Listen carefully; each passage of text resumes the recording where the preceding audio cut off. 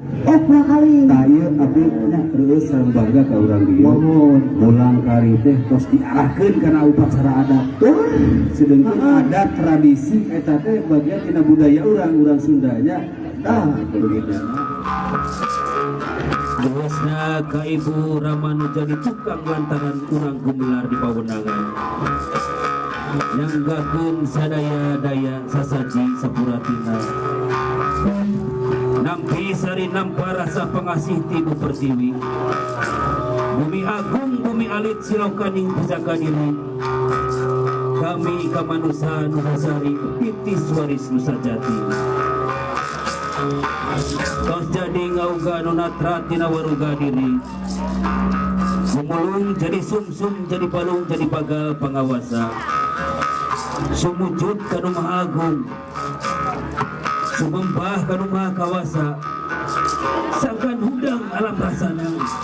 Sangkan jaring alam pikirna. Salawasna ngagam kaeling. Manawi ban katampi nyanggakeun kaula Gusti sadaya-daya. Pangawasa kagungan ajenna. Nunggesan netepkeun dina katunggalan wujud Gusti Nu Maha Suci.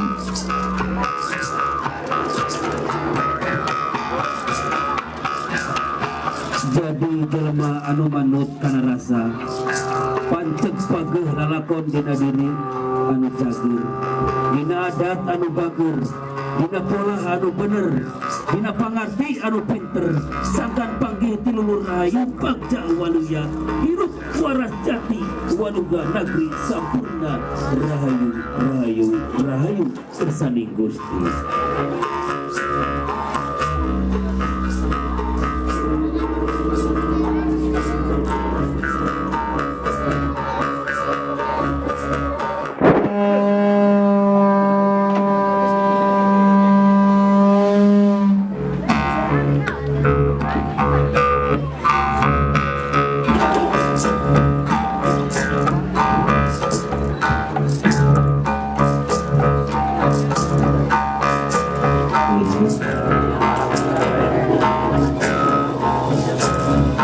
Amin ampunnya para lut. Agungna kawujud Gusti Nu Maha Suci. Jebarna ka para leluhur sabudur awun. Ka Ibu Agung Karama Agung nempatkeun jalan laratan katampian Desan Mandi. Kaleuwi sifat tahunan. Leuwih nu ngarucang diri manusia kiwari. Rek turuh-turung tujuh ngaliwat ka Pajajaran pengan hayang pulang anjing.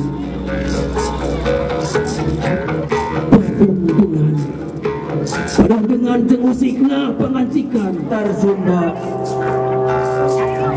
Lumurba di Pajajaran. Mugia nyebarkeun wawa.